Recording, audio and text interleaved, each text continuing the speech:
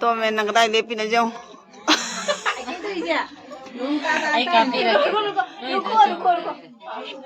तो भी का बोलो वो आंटी ले लो मैं जाम है बने तो भी नहीं बने चारे रुको देवला खलगबिंद मला मगा रहुआ बोलो खलगबत इना मगा वही पदवी पीले कृष्ण इन थाना बताओ सती द्रौपदी जाओ तो याद नहीं बोल Singh देवलीला Somdev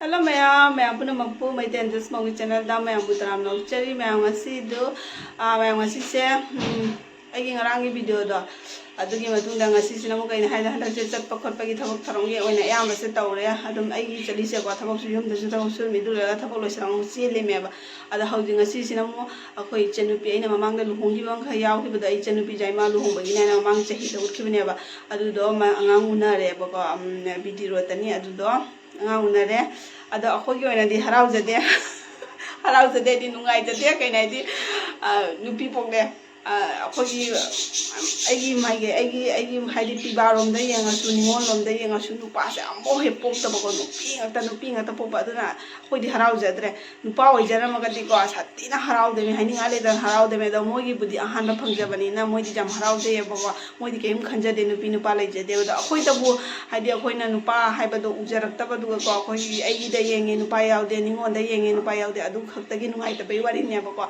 adu do nupi mo na re ado ngasi sosti ni do imadi chalaro ai chatoi mi khoi sagai gi oina khoi gi loina khoi punna tawraga chatoi me ba ko ado अखोगी पुगदब पोचे सिंगदुसु यंगहलके अदो ma'am ngasi video sidi adum sosti gi oirani ado magi su heng memory moi hongnaba angang duna heng chawraga su ko heng matamamda mana su heng yengba jaidana ko heng chawraga su agi angang oina smai dau mane ko haibado adu duna ma'am adum video se logjarage asigi oina di adom ham video se makhata na adum yengminasi ada chalaga su adum video se mateng matek dum logjarake ado akoina pugadaba poche singdo kai kai haiduga असे ma'am अखोई अजि सिगदि को फिंगारुक्ता तौरगा सुमाइना पुयाबा पुना मक्से लोइना फिंगारुक्ता लाइपोट के केनो से हापना का सिगा हापगा लोइ पुरक्तेमि अद सिगा सिगी लाइपोट के फिंगारुक सिमा लफोय मा थमे सिसिना निमकी मा थमे निमकी मा हापे असिसिना कैनो कपो अफाबा अखोई चिनी तोटपदो अदुदुने बा द निमकी सिना अखोई ओइरनी को अदैदि अखोई सि लफोय सिना अखोई निनेम गी ओइरनी कपो अफाबा सिसु निनेम गी ओइरनी अद सिगी कपो अफाबा सिगी निने दुदि मा चलरो अखोइना पुबी दोइमी अद असिगी लफोय सिगी निने दुदि चटकनियाबा अद निमकी सिना आइना पुदोइमी अद सुमाइना तौरगा लोइना फिंगारुक्ता हापा हापा पुरकनियाबा अखोइगी सिगी अखोइगी जुमलोमदगी ओइना माइ माइ ngамजबा लफोय पुनिंग ममिना पुबा थबी खंगदे निमकी खंगदे कोमला खंगदे अद अखोइ हेक इकुतो नोइना मोइना केक ओइना आदे पुखरे आदे दम पिरुरेबा एयुक्ता ओइना ngara थिंदोरे अद अखोइना सिगेगी होजि कोइ पुनमक तौरगा चतोइमी अद अदम मथंग मथंग वीडियो दम यंगमिनसिको मे गी समजेंग असिदी आइना नहादगी ट्रेनिंग तौगे हाबदो अदुदा तौदी तौद्रेबा ngasiगidi adum aina samje jamong samandre haidugadi adum ngasiगी टेम्पोरारी adum ट्रेनिंग तौरपनेबा adum hayengga जरे adum खरा खोदर खनि samje tingalagadi katangdi jingba jabaneबा sakse aduna ट्रेनिंग तौबि ओइ थौरि मेबा अद तौदी तौरक्त्रो मी hayeng नत्र हंजि मतम संगम मतमदा तौरक्त्रो बनि samje खरा छि ओरगadi katang jingba जायबा aduna ni मैम आइना ट्रेनिंग तौगे ना कोइ तौदु ओइना हाइदो सि तौरगना katang jingba जायबा नत्रा अदो हुजिगिदी सिजे केन मनिदा टेम्पोरारी दum तौरपनि याम कुइरो सिदि hayengga तौबद्रे रेन सदाका नुंगांगा तौबद्रे खोइगल खजिबल खंपोते अदो मैम वीडियो से खाता ना दum यंगमिनारसिको साइले टमाटर लोरन माइनिंग से केरे के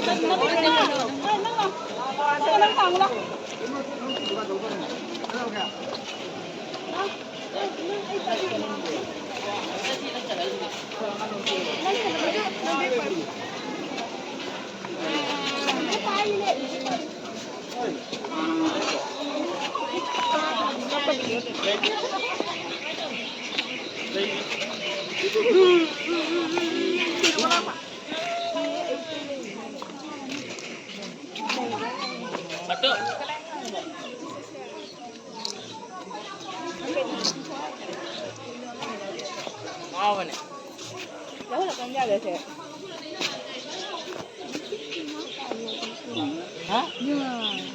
Dia mereka ada sini.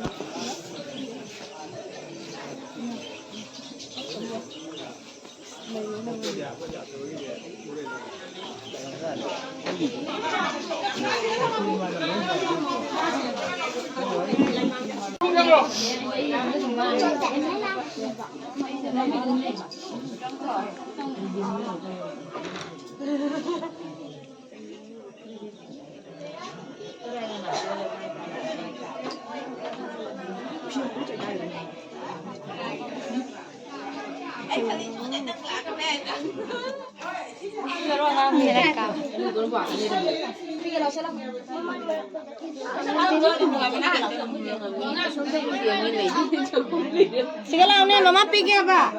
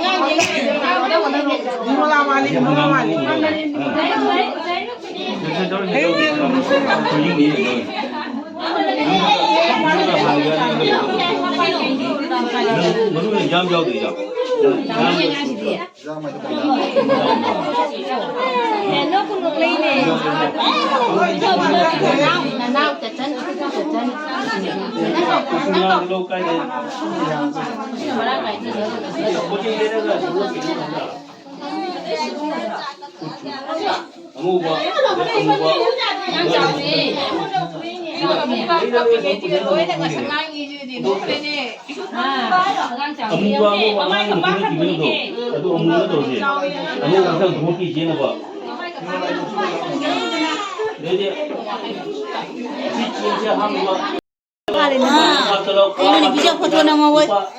Candi ni masa lo. Ang foto nama ni nuksi mana kaino ni. Aku tak salah lu nang. Era tau. Lai kalau mu sama buktan ba. Aku sekarang ni cuma dua tahun. Mau buktan dia ni saya. Nanawa ne. Nanawa. Kau biar kau. Ini mama ada buktan juga.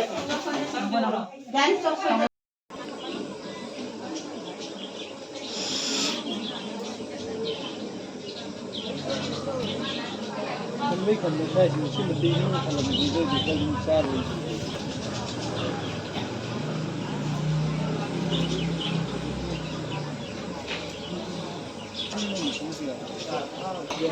Jangan apa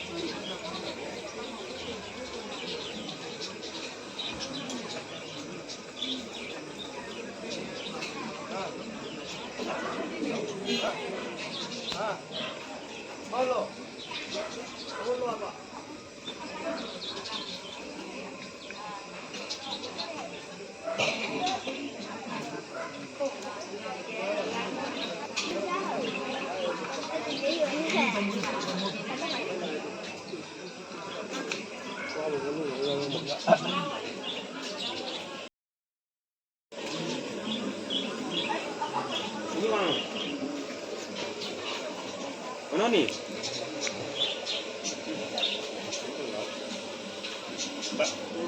Baik. Wah. Kita yang ini. Tahu dia. Tahu dia. Kamu mana tak tahu? Mana mana?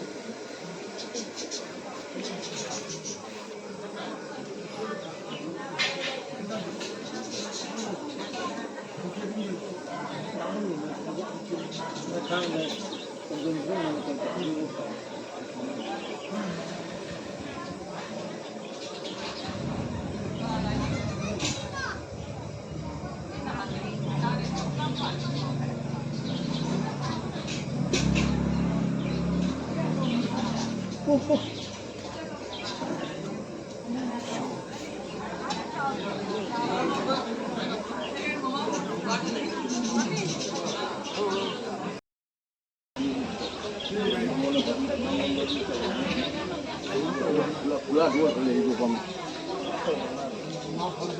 ai sớm lên lâu rồi nó đi không thành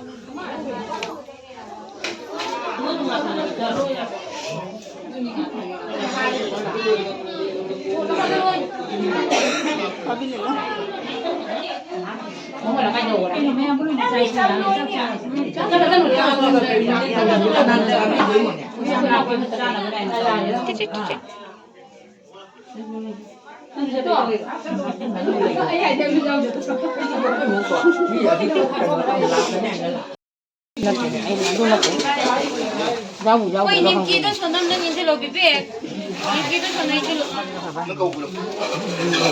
Cái bà phải đem ra cái gì cũng ngon cái gì cái này mà mình gặp phải rồi cái gì mà không lấy cái nó nói cái cái gì vậy cái mà không lấy cái mà mai này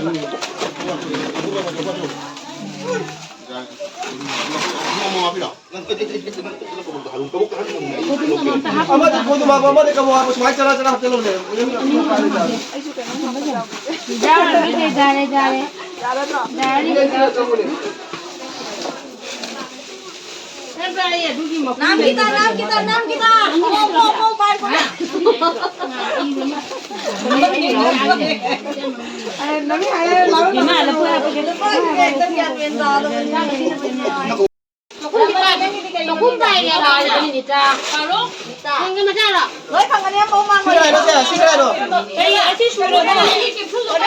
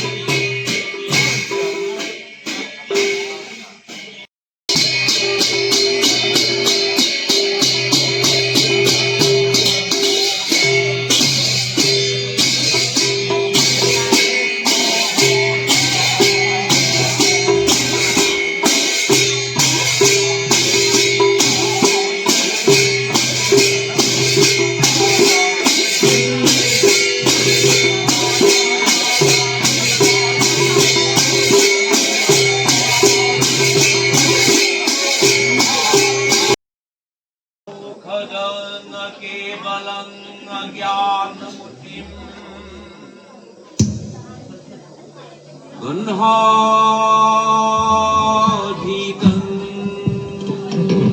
गमनसदृशं तत्सं सदी लिखितम् भावाधीतं त्रिगुणरहितं सद्गुरु नमामि मोकं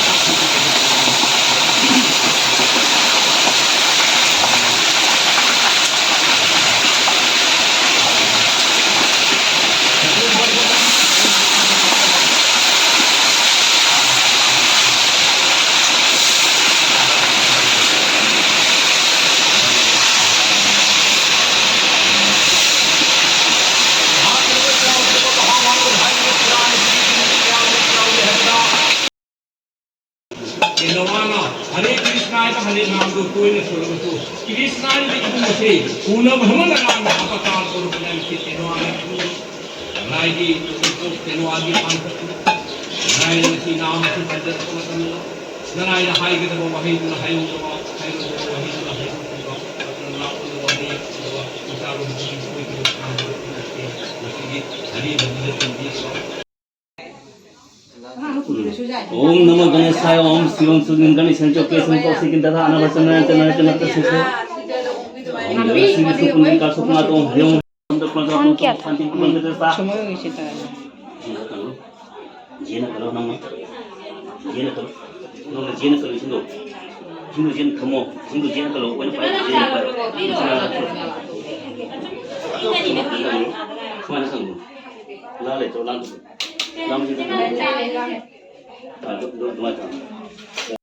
ओम तस्मान् नमः बोलो सुखा बोलो जो था तो इतने से तुम जो विदा तो बोलो जातो तो सुनो ना और तम तो जो वीडियो चंद्रमा तो था विचार तरीके में ओम से तू श्वास शास्त्र में सपना पंचर को गच्छ तुझे तो एक तो पाप ओम बेतालासो पिछासासो रखासासो सरिस्त्री पापो सपन कुचे उता जे बुधा बुद्धि संस्था जे बुधा देव प्रकाश जे बुधा विष्णु ताइटा लेम पायो असियो साजे थम ये तेगोंडो प्रश्न राष्ट्र कलसायनो असम ओम वैश्वास नमस्ते समर्पित श्री सिस्टम सिंधुकुम देवता आत्म को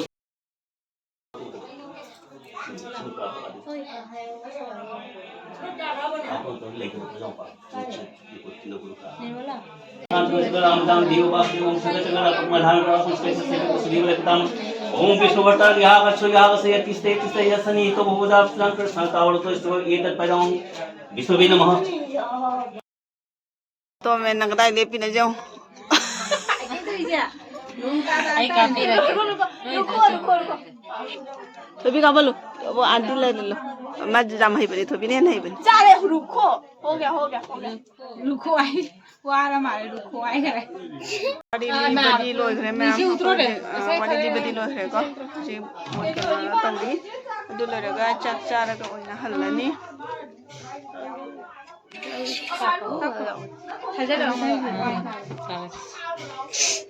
सितर नु साजे कापी इफेक्ट दीजिए बड़ी होता है इफेक्ट ये कोई सी कापा में जो बड़ी होता है मी कना जाम हना करे मी का कापे तक तुमना रे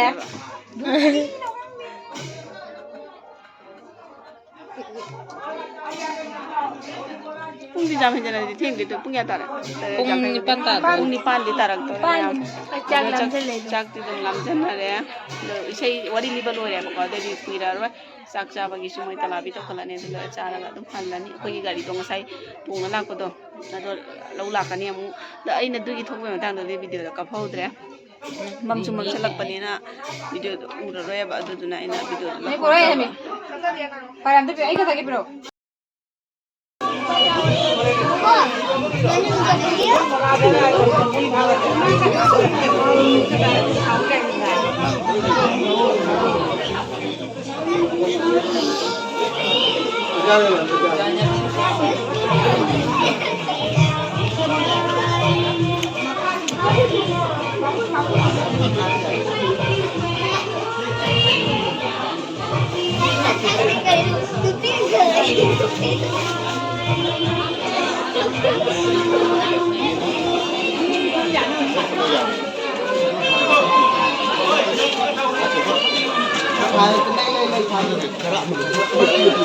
Nah, kau depan ni. Ada apa ni kena saja. Ada apa tak tahu.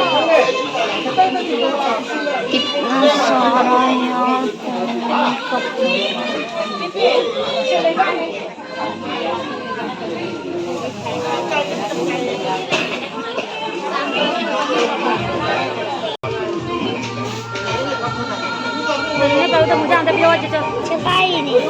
Mujang. Jangan mujang lewat. Ya, saya tahu aku pakai je.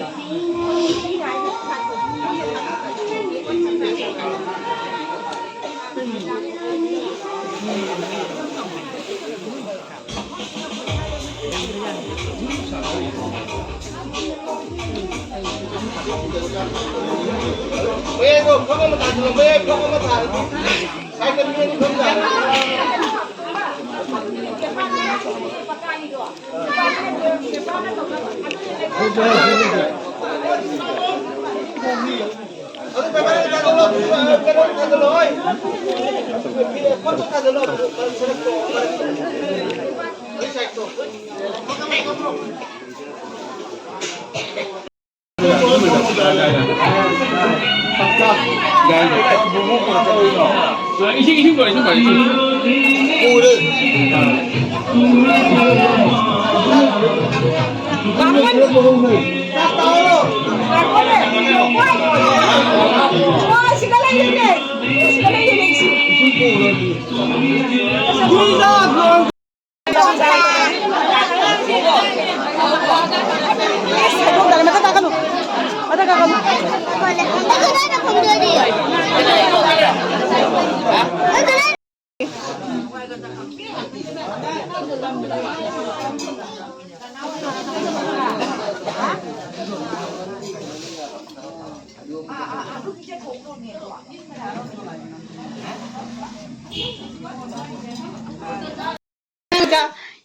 Thua ngon ini. Oi, pas waktu itu kau ni. Cerita angang je, cerita. Mesti banyak angang. Gyanika maming na Gyanika kau dia mai. Gyanika kau Gyan. Bye bye. Gyan jam lai ba oi ro. Bye bye. Gyan lai bi. masak kita yung mga mandro. Yan lang yung jam na. Bye bye. Chala. Bye bye. Bye bye. Bye bye. Toto from yan po na mga cengbilgi bobokoy, chaoy, ne chow biyo lo po na bye. Mun nagatali mai. Chama khang ai du mai. Bye bye.